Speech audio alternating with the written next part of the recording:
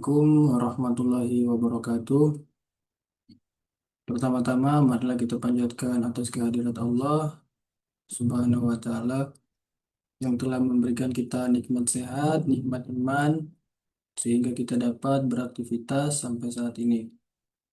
Salawat serta salam tak lupa pula kita aturkan kepada junjungan kita Nabi Muhammad SAW. Sebelum masuk ke pembahasan, terlebih dahulu perkenalkan, nama saya Eri Martopan dengan NPM 251010167, program studi Teknik Industri kelas 2F. Dan yang terhormat Bapak DRIR Abdullah Merjani STMT. Kali ini kita akan membahas tentang analisis terintegrasi mengenai kegagalan produk di teknik industri. Seperti apa sih, apa saja yang menyebabkan eh, produk ini gagal. Baik, kita langsung masuk ke pembahasan yang pertama, yaitu tentang mengidentifikasi penyebab utama kegagalan produk. Nah, yaitu yang pertama, yang membuat material itu gagal atau kegagalan produk.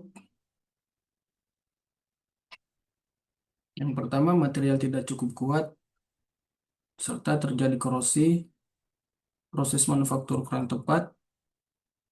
Nah, ketiga faktor ini saling mengaruhi satu sama lain sehingga menyebabkan failure. Nah, di sini ada gambar eh, pengunci pintu dan ada gembok. Nah, ini adalah eh, gambar pengunci pintu yang terkena korosi. Nah, ini akan menyebabkan eh, pintu tersebut akan susah dibuka karena adanya korosi. Atau seperti gembok, ini ketika dimasukkan kunci di dalam gembok tersebut akan susah membuka gembok tersebut karena di dalamnya sudah terdapat korosi dan susah untuk eh, membuka kancingan yang ada di dalam. Nah, terus yang gambar yang kedua ini adalah sebuah baut yang terkena korosi. Nah, dan korosi ini ketika sudah eh,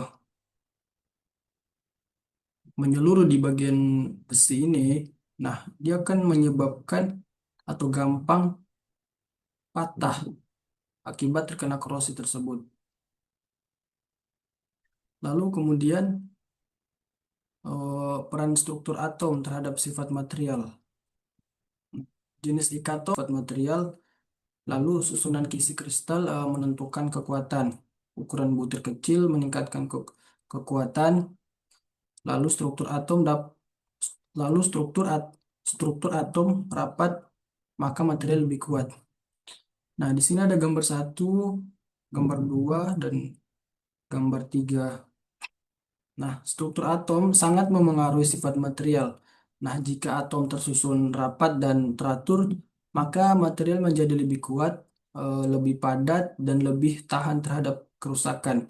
Sebaliknya, jika susunan atom renggang dan tidak teratur, material akan menjadi lebih lemah dan mudah rusak. Nah, selain itu, ukuran butir juga berpengaruh terhadap sifat material. Butir yang kecil membuat material lebih kuat karena dapat menghambat pergerakan cacat di dalam struktur material. Kemudian pengaruh difusi dalam material. Nah, difusi itu adalah perpindahan atom.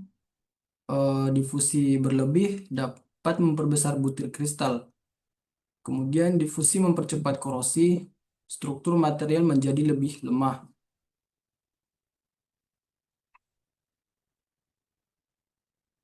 Nah, ini adalah contoh difusi pada material, difusi karbon atau C ke dalam besi atau besi disebut Fe, satuan Fe. pada proses karborisasi.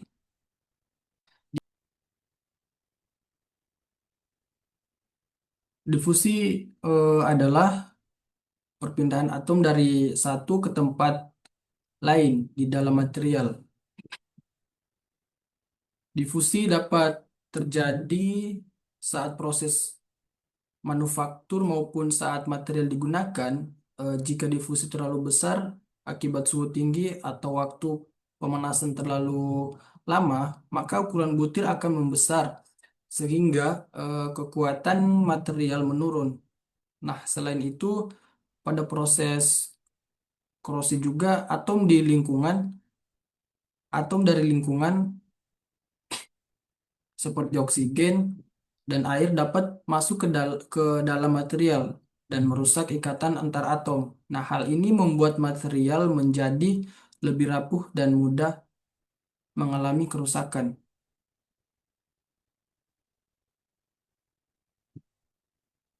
Lalu, seperti apa peran dislokasi terhadap kekuatan material? Ini adalah eh, mekanisme dislokasi terhadap material. Dislokasi adalah cacat garis dalam kristal deformasi.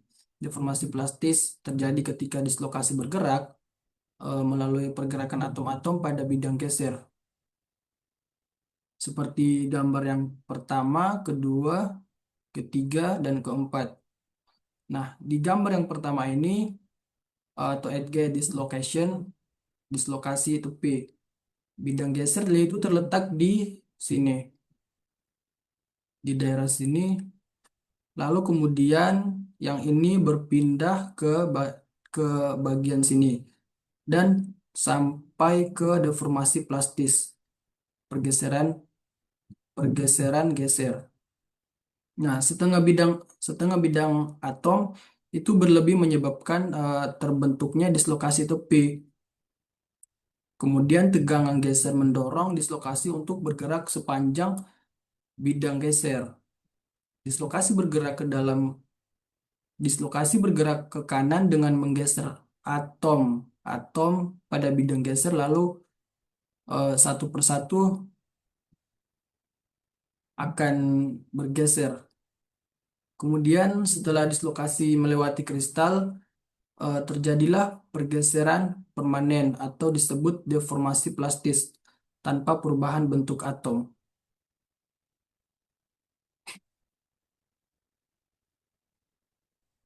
Dan inti mekanismenya yaitu dislokasi terbentuk dalam kristal, tegangan geser diberikan, kemudian dislokasi bergerak pada bidang geser dengan menggeser atom, terjadi deformasi plastis dan pergeseran geser permanen. Nah, kesimpulannya pergerakan dislokasi memungkinkan material mengalami deformasi plastis tanpa memutus ikatan atom secara total.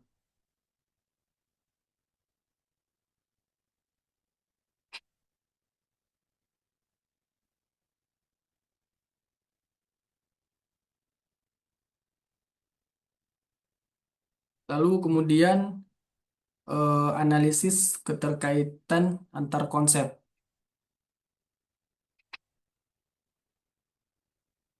Nah, analisis hubungan difusi, dislokasi, dan kekuatan material. Eh, Sifat dan kekuatan material itu ditentukan oleh interaksi atom pada skala mikro. Nah, difusi juga mengubah komposisi dan struktur material.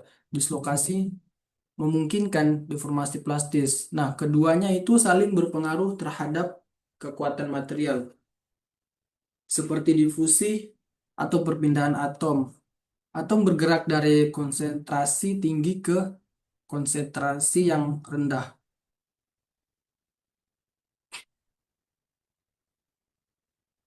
Contoh, difusi karbon eh, saat karborisasi baja. Nah, akibatnya perubahan komposisi itu pembentukan presipitat, perubahan fasa dan sifat material.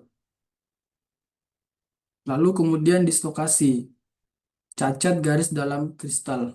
Dislokasi bergerak pada bidang geser saat diberi tegangan, seperti yang dijelaskan tadi. Lalu interaksi difusi dan dislokasi. Nah, difusi itu memengaruhi dislokasi, yang dimana atom terlarut interstisial atau substitusional menghambat gerak dislokasi. Presipitat hasil difusi menghalangi pergerakan dislokasi, kemudian semakin banyak penghalang, lalu semakin sulit dislokasi bergerak. Nah, dislokasi mempengaruhi difusi. Daerah di sekitar inti dislokasi memiliki energi lebih tinggi, difusi lebih cepat terjadi di sepanjang dislokasi, mempercepat homogenisasi, rekristalisasi, dan pertumbuhan butir. Nah, dampak terhadap kekuatan material yaitu pengaruh pengaruh penghalang terhadap dislokasi. Nah, yang ini yang titik atau bola-bola warna hijau itu yang disebut presipitat atau partikel. Sementara yang bola kuning itu disebut sebagai atom terlarut. Dan garis yang warna merah adalah inti dislokasi.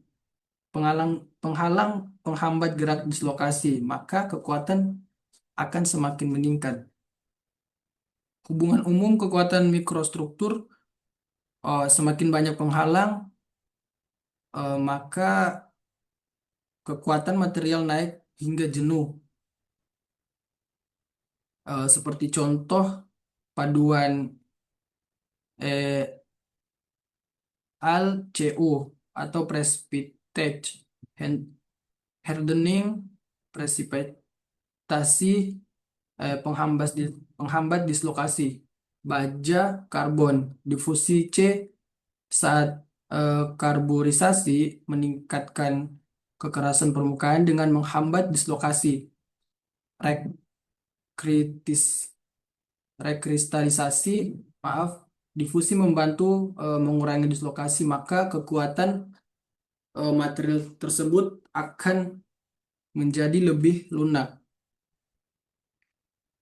Nah, kesimpulan dari analisis keterkaitan antar konsep, difusi dapat difusi dan dislokasi adalah dua mekanisme mikro yang saling terkait. Nah, kemudian difusi menciptakan penghalang yang menghambat gerak, lalu dislokasi meningkatkan kekuatan, sementara dislokasi juga dapat mempercepat proses difusi pada material.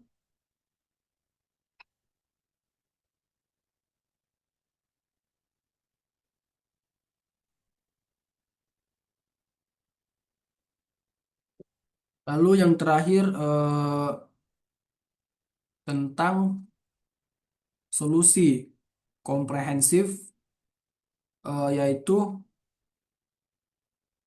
menurut pendapat saya kan, menurut pendapat saya maaf, solusi untuk mencegah kegagalan produk dari sisi material. Nah, kita harus perlu memilih material yang lebih kuat dan tahan korosi, serta menambah unsur paduan agar sifat material lebih baik di manufaktur. Nah, dari sisi proses manufaktur, suhu dan waktu perlakuan panas harus dikontrol dengan baik agar struktur material tetap halus dan kuat, seperti diberi lapisan seperti cat. Nah, selain itu, cacat permukaan dan tegangan sisa harus diminimalkan. Nah, dari sisi lingkungan, material perlu diberikan lapisan pelindung seperti yang saya bilang tadi, cat atau pelapis logam agar tidak mudah terkena korosi.